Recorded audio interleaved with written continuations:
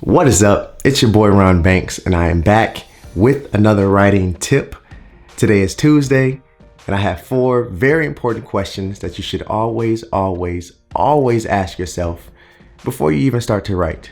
But first, if this is your first time tuning in, make sure you hit that subscribe button down below. I post poetry as well as writing tips just like this one. And if you already subbed, make sure you hit that bell so you don't miss anything. Okay, so 4 questions that you should always ask yourself before you start to write. Number 1 is, why are you writing this? Why are you writing that poem, or why are you writing that short story or that novel? What's the reason? Are you just trying to get likes and follows, or do you genuinely have a message that you want to share that's heavy on your heart that you have to share with someone that someone needs to hear? What's driving you to write that topic, to write that piece, to write that story? What is it? Question number 2 is, who are you writing for? We've all heard the term know your target audience, when it comes to business and sales, but that same conversation can be applied to writing. Who is your target audience? Who is your target reader? Who are you writing for? Right? It all kind of blends together, right? For me personally, I like to write for people who have struggled with anything in their lives, right? I'm doing this challenge on my Instagram, or this series on my Instagram, where I've asked my followers to share their stories with me, to DM me their stories and allow me to turn that into a poem. And the response has been overwhelming.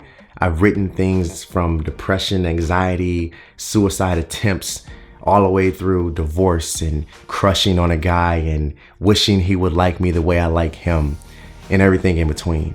And the reason I want to do that, and the reason I say that's who I'm writing for, is because I've been that person. I've been the person that was closed off, not expressing themselves, not sharing their feelings, and bottling up emotions and then exploding out of nowhere. That's been me. So essentially, I'm writing for people like me. And I think that makes the process so much easier, because I know, I can physically see, I know who I'm writing for. So who are you writing for? It's a good question, and I think you should really think about that to help improve your writing process as you travel this journey. So question number 3 that you should always ask yourself before you start to write is, what's my message? What is the message of this poem? What am I trying to communicate in this story or in this novel? Is it motivation, inspiration, empowerment? What is it? Is it nothing positive at all? Is it a story? Is it controversial? Is it just your opinion?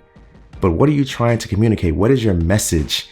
And if your message isn't clear, then your readers or your viewers aren't going to understand what it is you're trying to tell them. I've been in that position once again, where I've written about everything from the stars to the moon to the grass and the trees, but the message wasn't clear in that specific poem. But now I've developed that skill where my message is clear, my message is precise. And once you hear me speak, or once you start to read my writing, my lyrics, you know exactly what that message is about. And the creativity just adds to that beautiful, beautiful picture that we're painting with lyrics. So what's your message? Think about it. So the 4th and final question that you should always ask yourself before you even start to write is, have I found my voice yet? What is my voice?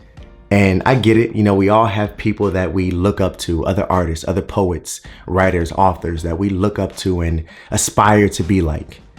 I have my list of plenty, but the trick is to not allow ourselves to mimic those that we look up to too often. And when we do that, we start to lose our own voice. We think maybe this is working for so-and-so, so maybe it'll work for me, but it doesn't work like that. You have to develop your own voice, your own message, and stick to that and stay true to that. And at the end of the day, your followers, your target audience, your readers, your viewers will get used to your voice and your message and love how you write and how you communicate. And that is a part of this brand, this creativity, this world, this picture that we're painting. Comment below, tell me who you're writing for, what you're writing about, and what's your message. And again, if you haven't found your voice, comment below and tell me why. What are you struggling with when it comes to finding and owning and staying true to your own voice in your own art. If you like this video, make sure you give a thumbs up. Don't forget to subscribe.